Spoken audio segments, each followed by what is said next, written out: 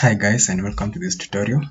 So in this tutorial we are going to look at how to create a company in QuickBooks, and of course in the upcoming videos we are going to also look at how to operate QuickBooks as an accounting package.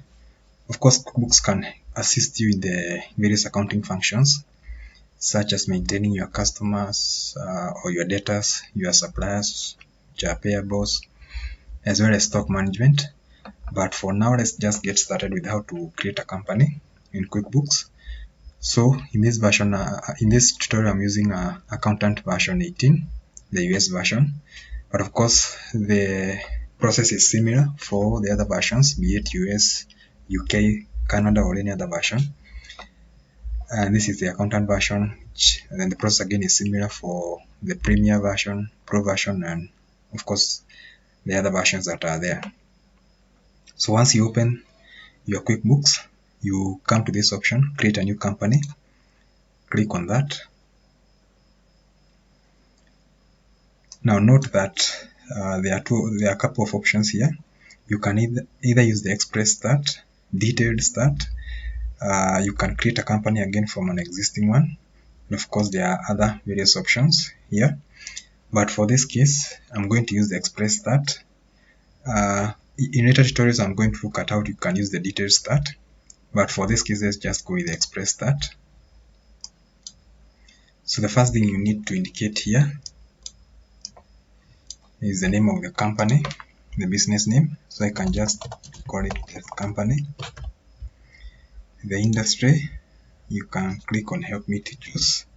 So there are various industries here. Now the main difference here is that the industry you choose is going to come with some set of ledgers, which of course are familiar or similar in that industry. So for this case, because I just want a simple one, I can just take an accounting and just say okay. The business type. Now here of course you have various options. It's either a sole proprietorship, a partnership, a company, LLC, that's a limited liability company. And of course there are various options. So for this case, to avoid the complications, but of course at a later scenario we are going to look at how you can, or what happens when you choose any of these options here. So to avoid all these complications, I'm just going to use none. Then of course I won't input any EIN there. These other options are optional. These options are optional, so I'm just going to leave them as default, as the way they are. Then I'm going to click on create company.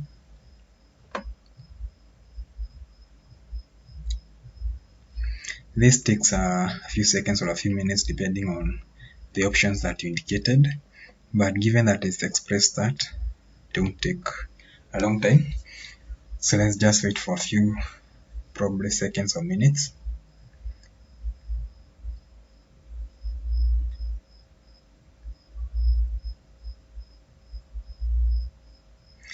Yeah, and the process is done. So again, once you create, you're going to get this screen here. This is a screen that allows you, of course, to, like for this, you add people you do business with. This could be your customers, your suppliers, as well as other people that you do business with. You can also add the products or services that you sell here, and also your bank accounts. But given that this was just a simple Express Start, I'm not going to add this at the moment. But of course, in later tutorials, we are going to see how you can add this. So in this case, I'm just going to say click start working. So this tutorial was simply about how to create a company file, but you're going to have an overview of the various items that you may find useful. We are going to see more details about how to use these items in later tutorials. So for now, we have reports here, for example. But before we get to reports, let's look at how you can post your various transactions. So like, for example, assuming you are buying something from a supplier, so you're going to come to the vendor section here. If you're buying something, you want to enter a bill, which of course is the invoice that you receive from your supplier, so you click on enter bill. But don't worry, for now you won't go into details on how to do this. but at a later stage we are going to look at how to do that.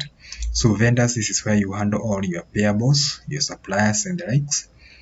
Then for the customers, this is where you handle all your customer issues, be it issuing receipts, receiving payments, generating customer statements and such. Now for the employees, again, if you have employees in your company or organization, you can use this to maintain, including actually a payroll. But we may see this at a later stage. For now, we are just having an overview of the various items that you may find useful. Now for the banking, of course, there are those issues like writing checks, transferring money from one account to the other, making deposits, transferring funds, reconciling.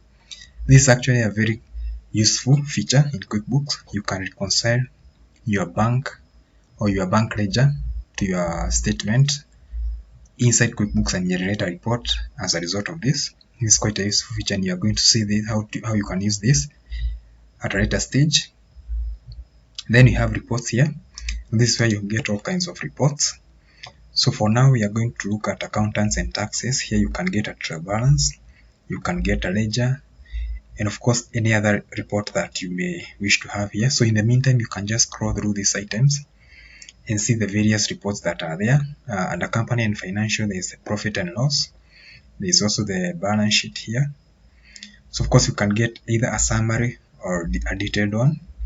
So you can just take a few minutes to scroll through the various items before we get into details on how you can generate these reports. But of course, for now, even if we click on this, we are going to get an empty report because we have not had any transaction. This is just a new company.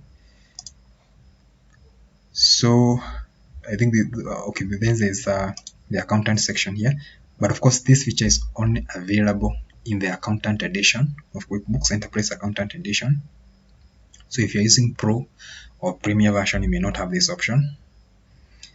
But again, some of the items like make general entries, you can get them under company if you are using any of the other versions I've mentioned. So there's this option, make general entries, and this is again a useful feature because you can use it to correct any error that you may make, and also to pass entries that you may wish to pass rather using general entries. But you're going to see how you can utilize these general entries at a later stage. So for now, I just wanted to show you guys how to create a company and have an overview of the various. But before I actually close, there is the option of opening a new company here. So you can actually open two companies at the same time. So you can just click on open a second company. Of course, you need to locate where that file, the QuickBooks file, is saved. You are going to get that prompt here. Okay, actually it opens a totally new window of QuickBooks. Of course, again, this becomes the second company, but we won't go into details for now. But once you can see there's new companies when you are creating a new company from existing. You have an existing company and you wish to convert it into another new company, you can use this option, open or restore a company. Again, if you already have a company which is already created, you can open it. Restoring means that you have this data in another place, for example, maybe an external device like a hard disk. So you can restore data to this computer using this option of restore company. You're going to see that at a later stage. Open previous company. Of course, these are the companies that I have opened in the recent past. Backup company. This is actually a useful feature. You can use this to back up your company files to avoid data loss. So you can create a local backup or even an online one. Then close company. This is when you are done maybe with the transactions you are making for the day. You can just close company, but you don't have to.